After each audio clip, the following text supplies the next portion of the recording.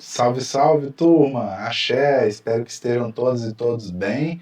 Aqui é o professor Reinaldo, da Botânica Farmacêutica, e estamos aqui começando nossa segunda aula, referente aí, no caso, ao tópico 1.2 da disciplina.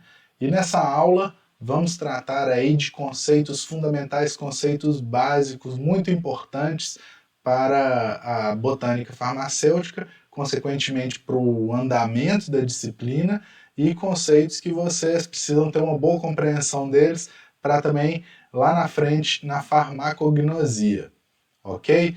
Então o título dessa aula é Plantas Medicinais, Drogas Vegetais e Fitoterapia. Vamos lá? Então tá, o que é fitoterapia, para começar, né? Na aula passada a gente viu que a fitoterapia é tão antiga quanto o uso de plantas medicinais pelos seres humanos, ou seja, é tão antiga quanto a própria humanidade, uma vez que nossa espécie sempre observou a natureza, buscando identificar ali alimentos, medicamentos, né, distinguindo o que é tóxico, o que pode comer, o que não pode, enfim, um longo processo de observação, experiência e experimentações ao longo da história da humanidade. Então a fitoterapia é muito mais antiga do que, por exemplo, reivindicam os gregos, né, que atribuem a Paracelso, Teofrasto, né, a paternidade da fitoterapia. Mas sobre essa polêmica, a gente já conversou na aula passada, né? Mas vamos então procurar definir o que é fitoterapia. Então, fitoterapia é uma concepção e também um método terapêutico que é caracterizado pelo uso de plantas medicinais em suas diferentes formas farmacêuticas, sem a utilização de substâncias isoladas ativas. Ou seja, fitoterapia é uma forma de se curar, de se tratar, né? É uma terapia com as plantas, beleza? Utilizando plantas medicinais. E muito importante esse detalhe aqui embaixo, sem a utilização de substâncias ativas isoladas, ok? Então, fitoterapia não mexe com substâncias ativas isoladas, e sim com as próprias plantas medicinais ou drogas vegetais. E o que são plantas medicinais? Bem, o conceito de planta medicinal pode variar de povo para povo, cultura para cultura.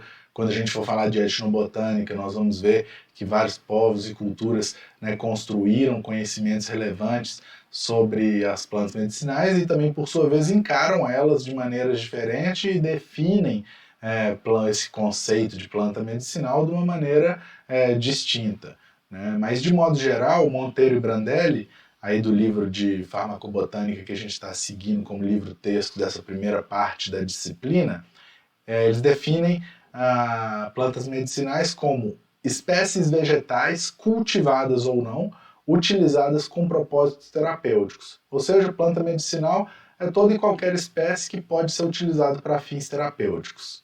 Ok? Já por outro lado, a Anvisa traz uma definição mais usada na linha farmacológica. Então a gente chamaria de definição farmacológica de plantas medicinais, que diz que são aquelas capazes de produzir princípios ativos que possam alterar o funcionamento de órgãos e sistemas, restaurando o equilíbrio orgânico. Ou seja, nesse conceito farmacológico de plantas medicinais, ele está diretamente ligado ao conceito de princípio ativo, ou seja, para ser uma planta medicinal tem que ter uma substância, um conjunto de substâncias que reconhecidamente tem algum efeito, né, alterando aí a nossa fisiologia orgânica, seja no sentido de tratamento ou de prevenção. Beleza? Então, eu prefiro um conceito mais amplo de plantas medicinais, e mais para frente vocês vão entender por quê, né? Porque o uso de plantas medicinais não se restringe apenas aos próprios princípios ativos, né? E os seus efeitos das plantas também, né? Agora, falando sobre drogas vegetais. Esse conceito é um conceito às vezes polêmico, a gente tem dificuldade de reconhecer, mas as drogas vegetais estão no nosso cotidiano, a gente faz uso de drogas vegetais todo dia. né? Mas o termo droga às vezes assusta as pessoas na nossa sociedade tão preconceituosa e, e de desinformação, acabam associando sempre aquele contexto de narcóticos, tráfico, outras coisas, né? Mas drogas vegetais são simplesmente plantas medicinais ou suas partes, né, que contenham substâncias ou classes de substâncias responsáveis por sua ação terapêutica após passar por processamento. Então a droga vegetal pode estar íntegra, pode estar rasurada, triturada ou pulverizada. Beleza? Então isso que são drogas vegetais. Agora, derivados de droga vegetal. Os derivados de droga vegetal são produtos de extração a partir de matéria-prima vegetal. E essa matéria-prima vegetal pode ser a própria planta in natura ou a droga vegetal já pós-processamento. Então, por exemplo, extratos, tinturas, alcoolaturas, óleos, ceras, exudatos, sucos, resinas, entre outras, né, outros extratos aí, outras substâncias, exudatos podem ser tirados aí de vegetais, ok? Então, vamos dar um exemplo. Tem uma árvore chamada amescla, Proteum heptaphyllum, uma planta sagrada dos povos indígenas que habitam aqui a Mata Atlântica e também a Amazônia. A amescla, a árvore de amescla, a espécie amescla é uma planta medicinal. Qual que é a droga vegetal utilizada dela? Então a casca do tronco dela pode ser utilizada, as folhas, os frutos, para preparos diferentes. Então cada parte dessa do corpo dela passa por um tipo de processamento diferente para ser preparada para uso. Então ela tem várias drogas vegetais na mesma planta e dela também se extrai, abaixo da casca do tronco, uma resina. E essa resina é utilizada para fabricar incenso, né, para usar como defumador, para preparar pomadas. Né? Então essa resina dela não é uma droga vegetal em si, mas é um derivado de droga vegetal. Ok? Pensando em outro exemplo aqui, aí o tabaco. Né? O tabaco também é uma planta utilizada como medicinal por vários povos indígenas. O tabaco é uma planta medicinal, a planta. Né? As folhas do tabaco são as drogas vegetais, folhas do tabaco secas, né? E aí podem estar rasuradas, trituradas ou pulverizadas. Pulverizadas, transformadas em pó, elas são chamado rapé. Né? Então, o rapé seria um exemplo de droga vegetal, né? A partir do tabaco. Se a gente pegar a folha do tabaco e retirar o mel do tabaco, que são um acúmulo de exudatos da folha, aí a gente já está lidando com um derivado de droga vegetal, ok? Agora, um conceito importantíssimo para fitoterapia é esse conceito de fitocomplexo. O que é fitocomplexo? Fitocomplexo é o conjunto total de substâncias contidas na droga vegetal ou planta medicinal, incluindo princípios ativos, princípios inativos e também substâncias antagonistas, ou seja, o fitocomplexo é todo o conjunto de substâncias encontradas em uma droga vegetal ou em uma planta medicinal. Beleza? Então, como a fitoterapia não utiliza substâncias isoladas, significa que a fitoterapia necessariamente, ou seja, os medicamentos fitoterápicos necessariamente, quando a gente usa eles, a gente está lidando com um fitocomplexo, com um conjunto total das substâncias contidas naquela droga ou naquela planta, incluindo aí os princípios ativos, obviamente. Né? Então uma diferença interessante quando a gente pensa nisso é você ver, por exemplo, o capim-cidreira, que é uma espécie da família das gramíneas, pega a erva cidreira de rama, que já é da família verbenácea, e pega, por exemplo, o limão, né, que é da família rutácea, espécies completamente diferentes, né, partes da planta, né, diferentes. No caso do limão estamos falando do fruto, das outras duas estamos falando de folhas, E, obviamente, cada uma delas vai ter um fitocomplexo, um conjunto de substâncias diferente. Mas se você for analisar os princípios ativos contidos nessas plantas, você vai encontrar, por exemplo, limoneno no capim-cidreira. Tanto é que um dos nomes dele popular é capim-limão, né? Ou capim da Lapa, capim-santo, pode ter outros nomes. Se você for ver na erva cidreira de rama, ela também tem limoneno. E na casca do limão, a gente também encontra limoneno. Né? Ou seja, você pode extrair limoneno, essa substância, esse princípio ativo, dessas 3 espécies diferentes, que vão ter limoneno em diferentes teores e proporções. Né? Mas tomar um chá de erva cidreira é diferente de tomar um chá de capim-santo, que é diferente de tomar um chá da casca de limão. Por quê? Porque o conjunto total de substâncias de um ou outro chá ou suco vai ser diferente, mesmo que os 3 tenham limoneno. Deu para entender? Qualquer coisa, qualquer dúvida, a gente vai comunicando aqui, vocês podem deixar comentários nessa aula, a gente vai procurando responder, né? Mas acho que está claro que fitocomplexo é o conjunto total de substâncias contidas na droga ou na planta medicinal. Agora, então, princípios ativos. A gente já falou um pouquinho deles, né? Mas a definição é de que eles são substâncias cuja ação farmacológica é conhecida e responsável total ou parcialmente pelos efeitos terapêuticos do medicamento. Ou seja, pode ser uma molécula, uma substância, como eu citei no caso do limoneno, ou, por exemplo, no caso da cannabis, ela tem uma grande classe de substâncias, que são os canabinoides, né, que são responsáveis aí parcialmente pelos efeitos terapêuticos dela, né? Ou seja, ou quando você pega, por exemplo, a casca da aroeira ou do barbatimão a gente tem ali as substâncias já isoladas, mas quando você pega da aroeira, a gente vê que tem taninos, né? Quando a gente está falando dos taninos e da propriedade dos taninos, a gente está falando de uma classe de substâncias. Então, os princípios ativos podem ser tanto uma única substância isolada, quanto também um conjunto de substâncias isoladas a partir do fitocomplexo daquela droga vegetal ou daquela planta medicinal. Tranquilo?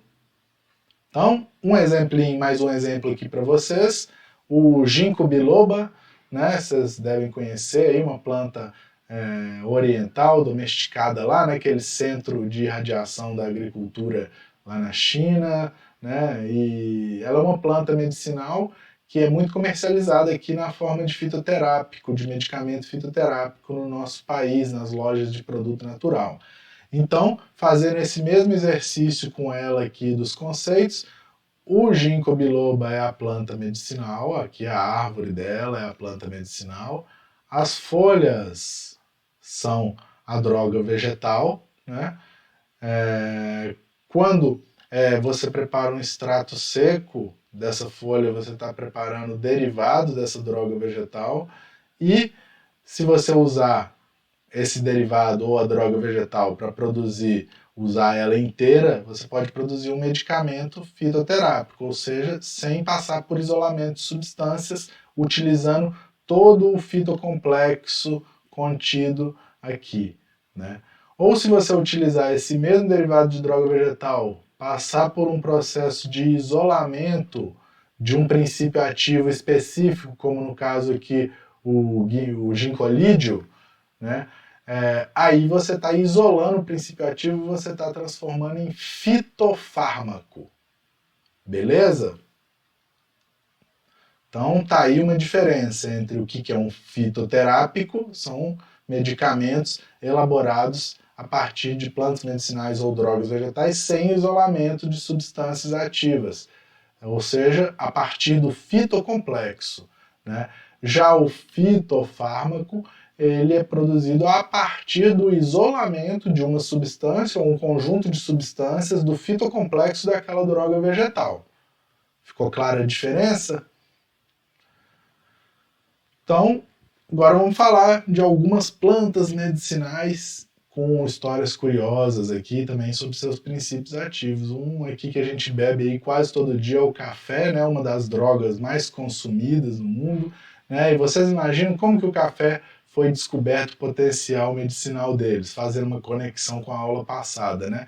foi por meio da observação de animais, né? Um pastor de cabras chamado Mullah Shadeli, ele verificou a excitação dessas cabras após consumirem os frutinhos do café, provavelmente levando suas cabras para pastar nas montanhas da Etiópia, uma vez que o café é uma espécie domesticada na África, nas florestas da Etiópia, né? E a partir daí, ao observar que as cabras ficavam ali todas animadinhas, né, após comer aquele frutinho, ele imaginou, né, de preparar uma bebida com esses frutos para se manter acordado e conseguir fazer suas orações e leituras do Alcorão, né?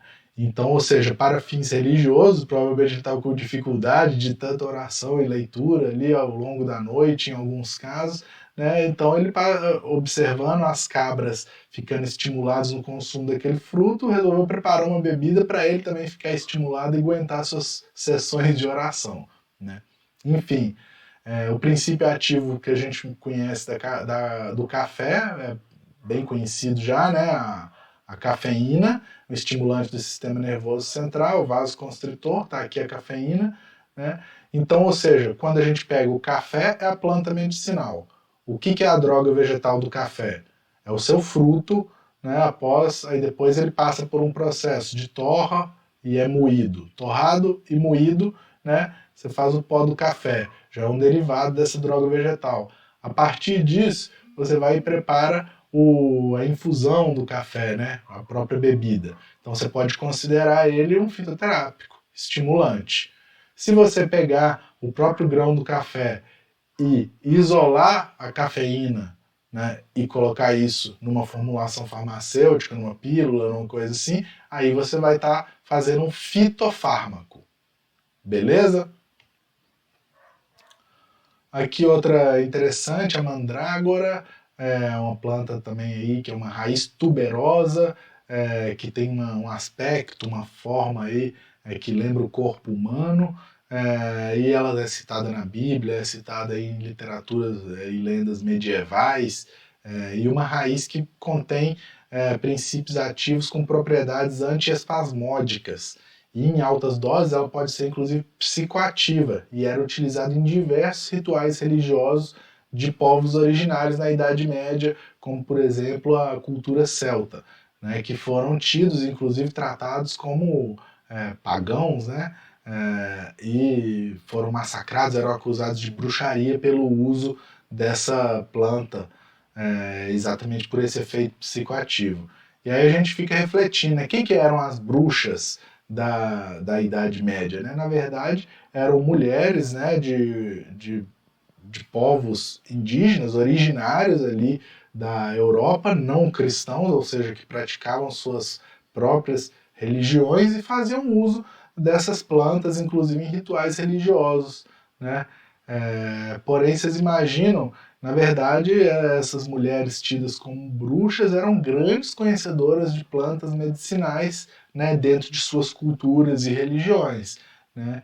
E vocês já imaginaram quanto conhecimento, né, sobre o uso de plantas medicinais e dessas espécies aí foi perdido, né, no violento processo de ataque, de perseguição a essas pessoas, né, por simples intolerância religiosa, muitas delas foram para a fogueira, né?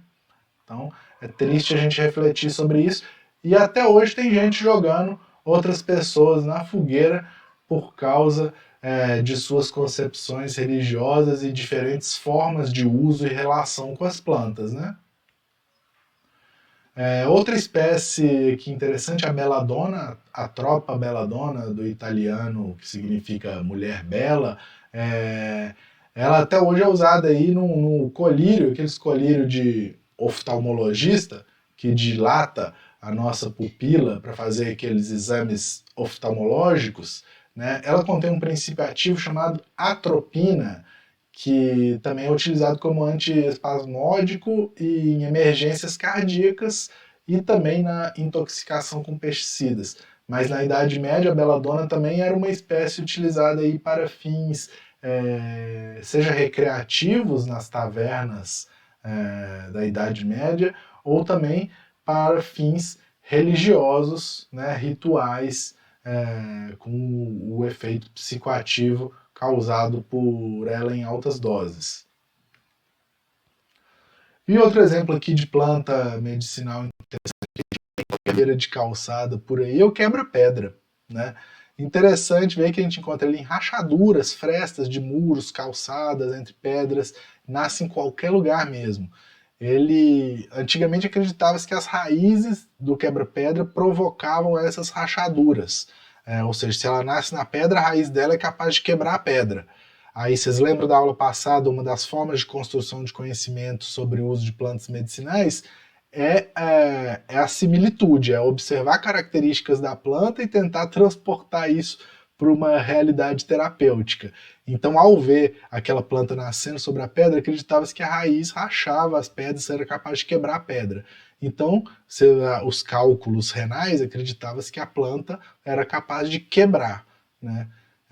Hoje, estudando, a gente sabe que ela tem um efeito interessante, diurético, e sim, ela contribui, facilita na eliminação de cálculos renais, isso é comprovado cientificamente, mas a planta não quebra, né, os cálculos renais, as pedras.